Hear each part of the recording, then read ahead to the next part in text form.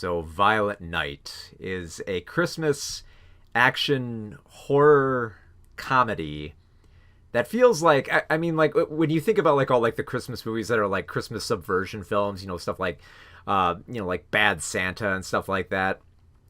You kind of get a feel like, okay, like I can kind of expect like what type of comedy or action type of film this is supposed to be, but thankfully Violent Night ends up being so much fun that it seems fairly early, but I dare say this is probably going to end up being like a Christmas classic that a lot of people are going to end up coming back to, just because it is so much fun.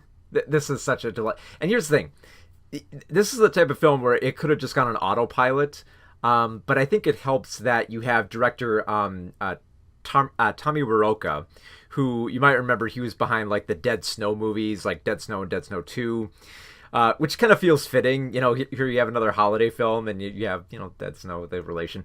But the thing is, like Dead Snow is and Dead Snow 2, well, especially like Dead Snow 2 is a little bit more just fun on the premise alone, as opposed to what's present on screen. It's still a fun film, but you kind of feel like it's going through the motions.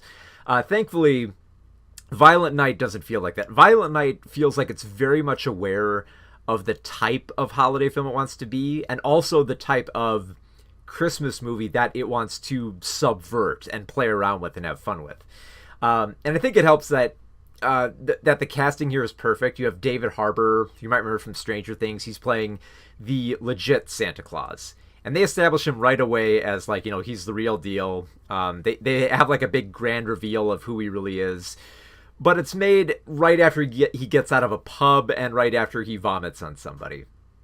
So I like the idea of like establishing Santa as this kind of like curmudgeon-y person who's kind of grown disillusioned with the capitalist structure of Christmas. He basically hates that everyone only wants like money and video games now.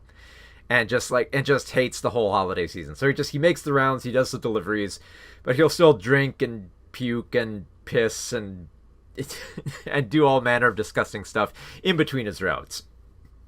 And then he ends up coming to, I believe it's, was it Connecticut? Or yeah, it's Connecticut, which Christmas in Connecticut reference there. He ends up going to Connecticut to the house of a wealthy family called the Lightstones.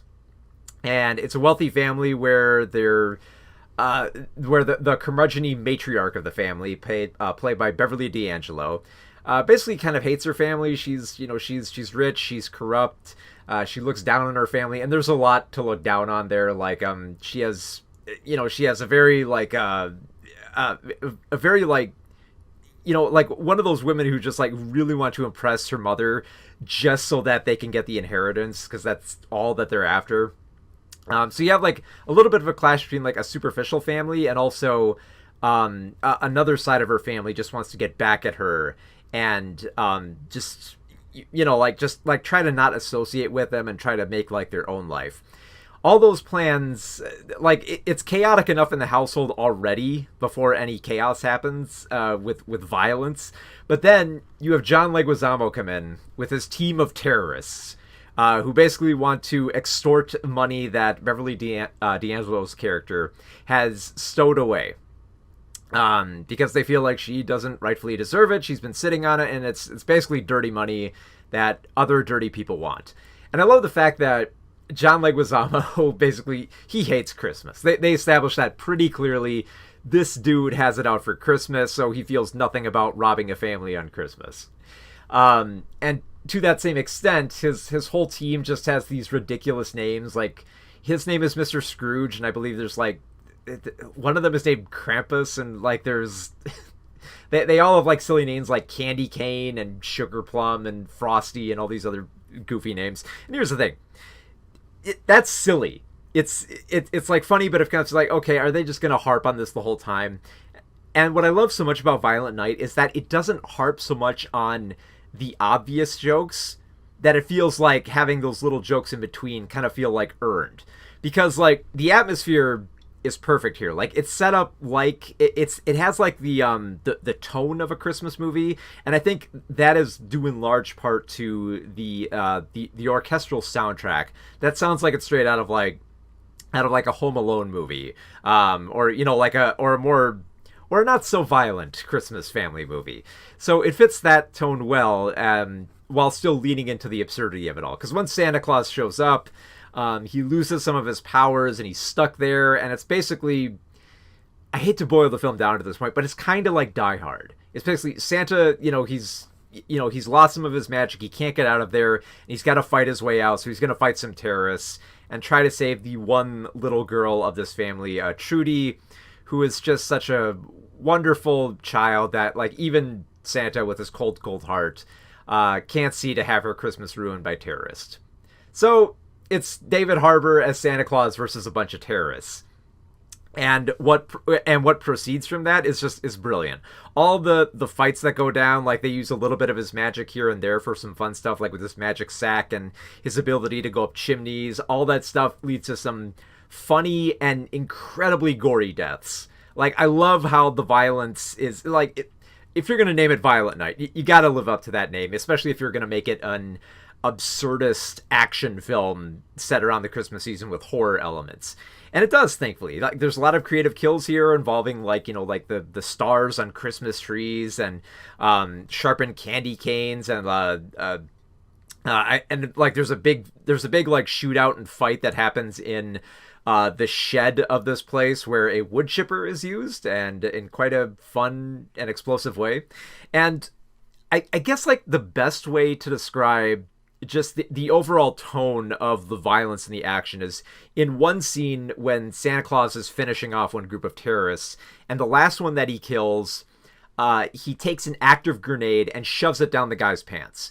And then Santa Claus, like, just runs to safety, and when he gets a fair distance amount of way, he stops and he says, okay, I gotta watch this. I gotta see what's gonna happen here. And he turns back, and then sure enough, the grenade explodes, huge, bloody, gory mess everywhere, and he just laughs, just saying, holy shit, that was worth it. And that's basically Violent Night. It's like, here's all this ridiculous, absurd, and violent stuff, and we're just gonna, like, just lavish in it, show you all the cool stuff, show you all the fun and the grisliness of it, and basically just bask in, like, the dark humor of it all. And it plays around with it creatively enough where you don't mind so much, where there's easy bits of, like, subversion Christmas humor here and there, like with David Harbour saying, oh, Santa Claus is coming to town tonight, as a threat against the terrorists, and John Leguizamo's character singing a very off-key version of I believe, like, Silent Night, and it's meant to sound more sinister, but it just comes off as, like, corny and doesn't really work. But it feels like, like those easy bits of comedy, that they're earned because so much else is working in this film. Like, the characters all have, like, perfectly vicious, biting dialogue that you want to laugh at, but at the same time it builds up their characters well. And it plays well into the whole theme here about, Santa Claus just being against, like, how greed has eroded the holiday. And I love the fact that, like those who embellish too much of the greed get just the right amount of karma that's coming to them in this narrative. So, like, John Leguizamo, you immediately know something really horrible's got to happen to him.